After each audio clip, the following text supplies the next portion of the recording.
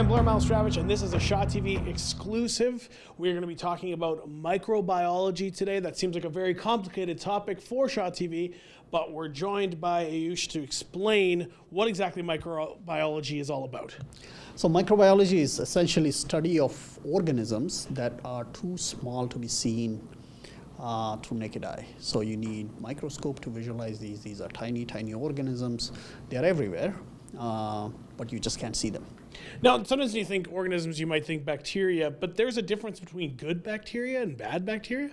That's correct, and that's a very important difference to know, because 99% of all bacteria that we know of that exist are either good for us or they don't cause any harm.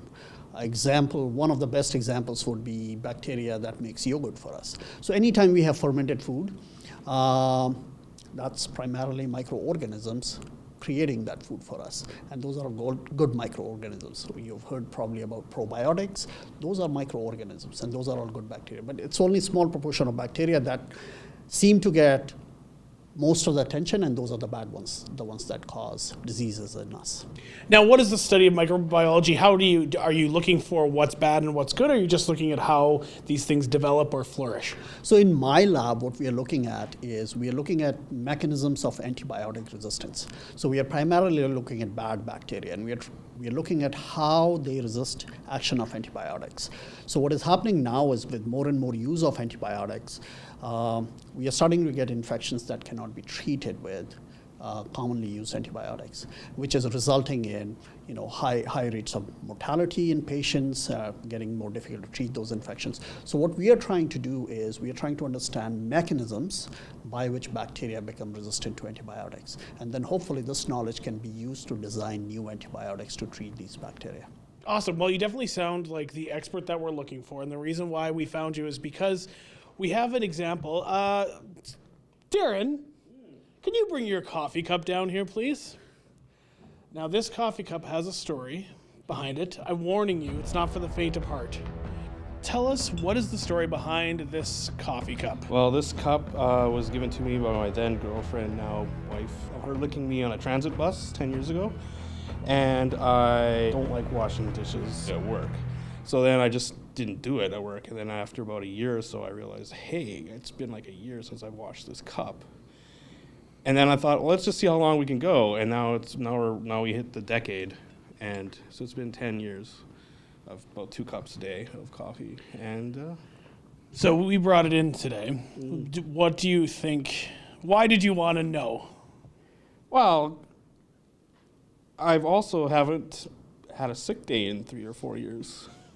So I feel there's some special powers in this cup. Nice. And we're here to find out. All right, do you think that maybe he's growing something new that you've never seen before, maybe good or bad? Well, looking at this coffee mug, I would not recommend Darren's technique of not getting sick to anyone. What I see here, as Darren said, and I totally believe that it hasn't been washed at all. What we see around here in this coffee mug is something known as biofilm. That sounds disgusting. So you have something that you would see maybe in sewage water pipes or sometimes in our teeth, which is basically a layer that can support growth of microorganisms. Now, because this is coffee, coffee can be antibacterial. So if Darren is lucky, maybe coffee is killing every time he pours hot cup of coffee or hot coffee in this cup. It is killing bacteria, but there could be bacteria lurking around just behind this layer, this thick layer of caffeine and who knows what. And that's something that we can look for today. I usually put milk in there too. Okay, milk on top of that. That takes us to a different level. Milk can be nutrient for a lot of bacteria. Okay. So if you were drinking black coffee, Darren, I would think that maybe you won't see too many bacteria.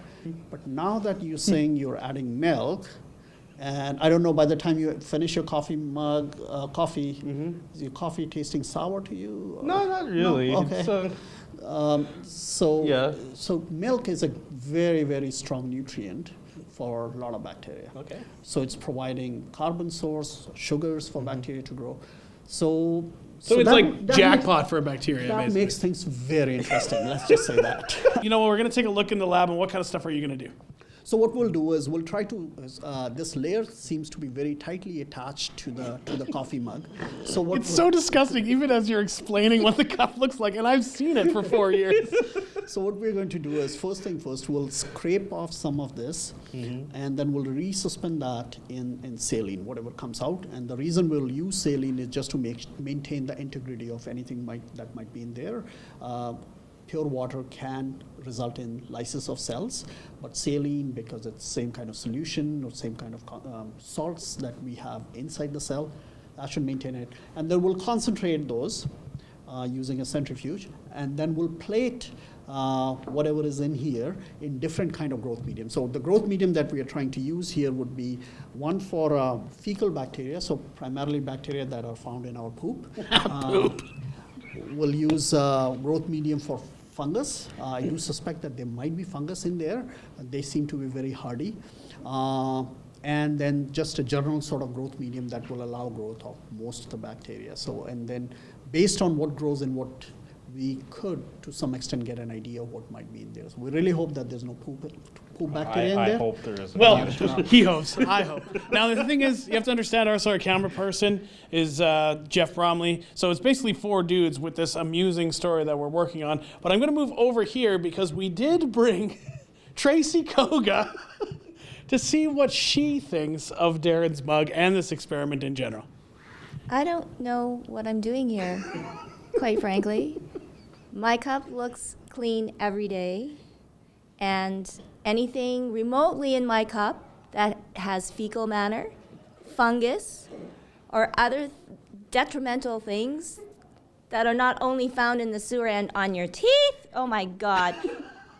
I hope your wife isn't seeing this, that's all I can say. Now, if it's possible, when we see the results, is it possible for you to think less of Darren than you do already? No. Awesome. No. All right, so we're going to head up to the lab and see what is in Darren's coffee cup.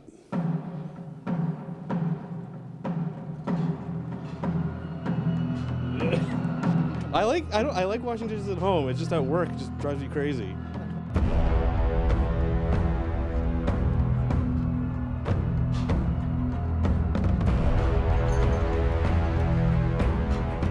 So this is only a sample of what's in your coffee mug.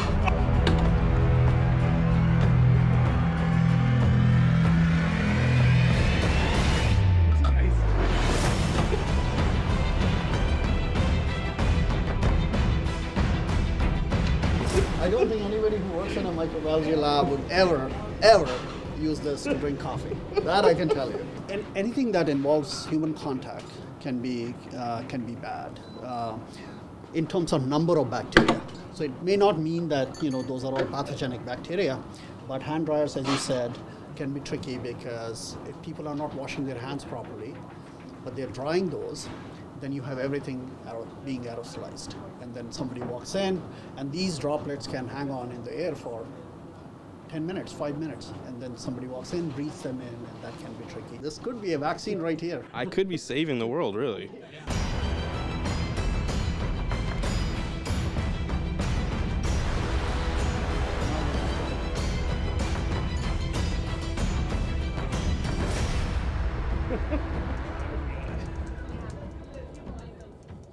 So because bacteria that grow in us like to grow at 37 degrees, so what we do is we incubate these plates at 37 degrees overnight. So most of the pathogens, they like 37 degrees.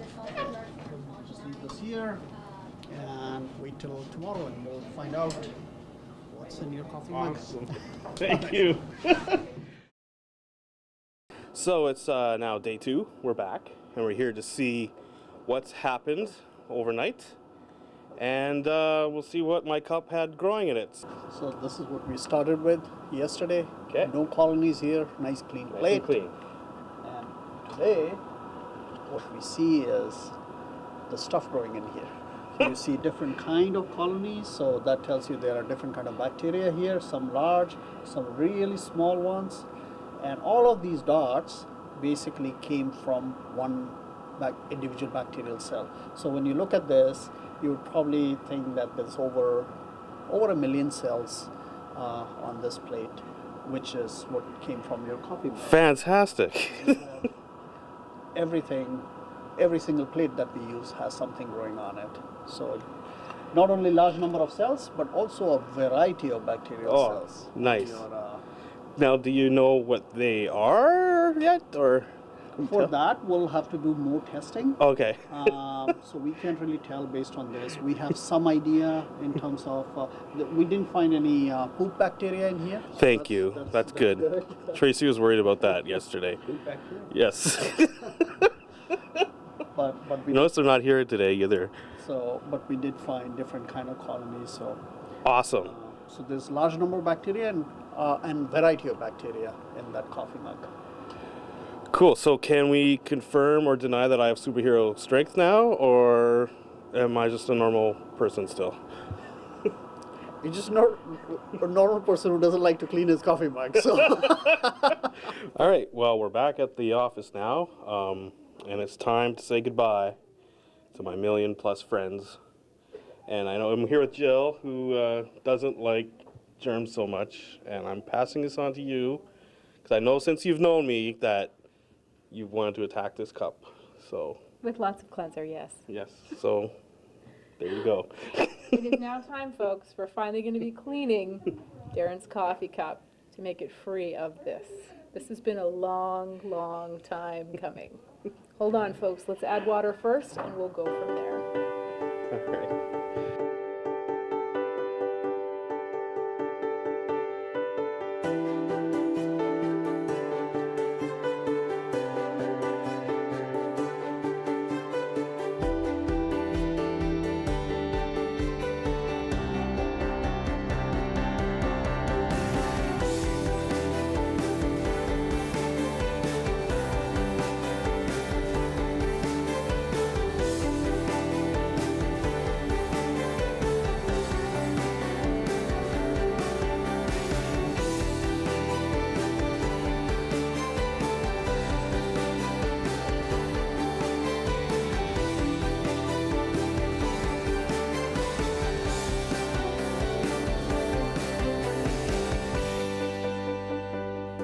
Well, that didn't take very long at all.